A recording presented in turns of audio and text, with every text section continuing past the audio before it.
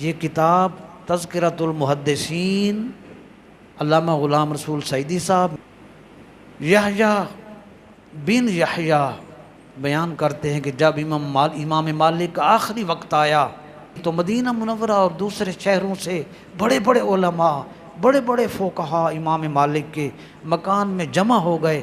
یحییٰ بن یحییٰ کہتے ہیں کہ اس وقت امام مالک کی عیادت کرنے والے مجھ سمیت 130 عالم تھے۔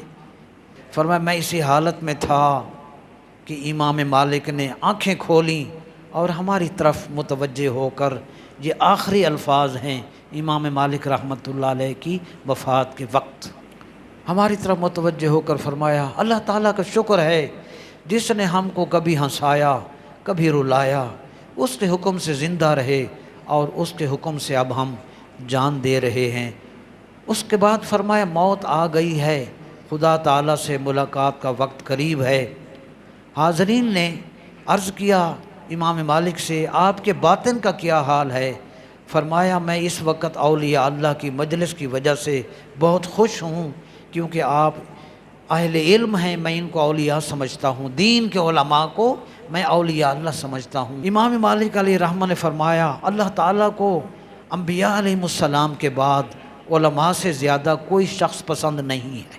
دوسرا میں اس لیے بھی خوش جا رہا ہوں دنیا سے کہ اللہ تعالیٰ نے میری زندگی کی ساری کوششیں جتنی بھی میں نے کی ہیں اور اللہ تعالیٰ نے میری کوششیں قبول کر لی۔ دوسرا یہ کہ جتنی بھی میں نے دین کے فرض اور سنتیں، کیونکہ یہ ہم نے جتنی بھی تفصیلات ہمارے پاس تھیں وہ ہم نے زبان رسالت سے ہم کو معلوم ہوئی تھیں، حج کا اتنا ثواب ہے، زکوٰۃ کا اتنا ہے، وغیرہ وغیرہ۔ امام مالک رحمۃ اللہ علیہ فرماتے ہیں یہی دین کا علم نبوت کی جائیداد ہے۔ یحییٰ بن یحییٰ کہتے ہیں کہ اس کے بعد امام مالک نے ایک حدیث بیان کی ربی کی۔ امام مالک نے یہ حدیث بیان کی، یہ آخری حدیث۔